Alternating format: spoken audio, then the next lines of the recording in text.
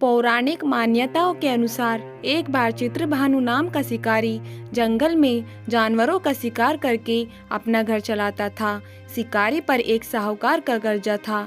अपनी आर्थिक स्थिति अच्छी नहीं होने के कारण वह कर्जा नहीं चुका सका। क्रोधित होकर साहूकार ने शिकारी को बंदी बना दिया। वह शिवरात्रि का दिन था जब साहूकार ने उसे बंदी बनाया था।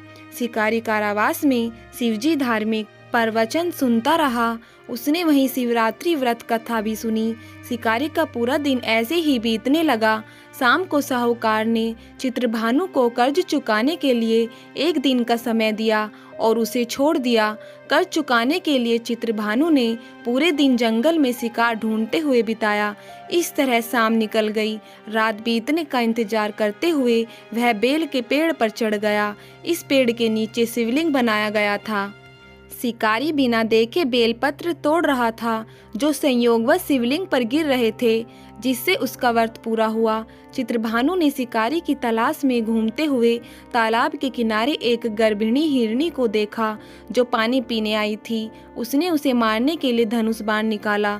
हिरनी ने चित्रभानु को देखा और उस शिकारी को बताया कि वह गर्भवती है। आप मेरा शिकार करके 2 लोगों को मार डालेंगे, जो कि यह गलत है। तब हिरनी ने शिकारी से वादा किया कि जब उसका बच्चा इस दुनिया में आएगा तो वह खुद आ जाएगी।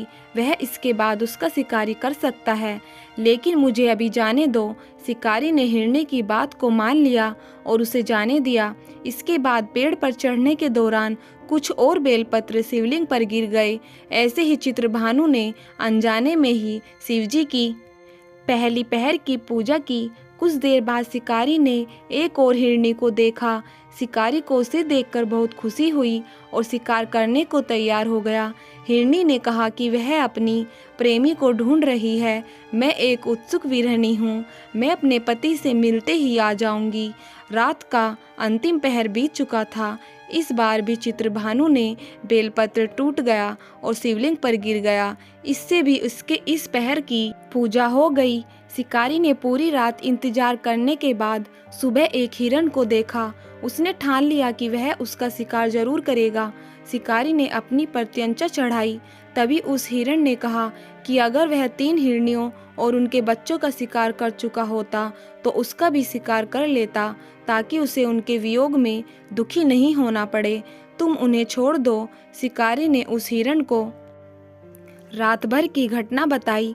तब उस हिरण ने कहा कि वह तीनों हिरनियां उसी की पत्नी है। शिकारी को हिरण ने बताया कि जिस प्रकार तीनों हिरनियां यहाँ से गई, अगर उनकी मृत्यु हो जाती है तो वो धर्म का पालन नहीं कर पाएगी। हिरण ने शिकारी से कहा कि जिस तरह उसने विश्वास कर हिरनियों को जाने दिया, उसी तरह से उसे भी जाने दे। वह जल्दी ही पूरे परिवार के साथ शिकारी के सामने आ जाएगा। पूरी घटना के द्वारा शिकारी ने जाने अनजाने में ही सही व्रत, रात्रि जागरण और शिवलिंग पर बेलपत्र चढ़ने से उसके हृदय को शांति मिली और उसने धनुष छोड़कर हिरण को छोड़ दिया। थोड़ी देर में एक मृग शिकारी के सामने आ गया, लेकिन जंगली पशुओं का प्रेम देखकर शिकारी को बहुत ग्लानि हुई। उसने अपने कठोर हृदय को जीव हिंसा से हमेशा के लिए अलग कर दिया और मृग परिवार को छोड़ दिया।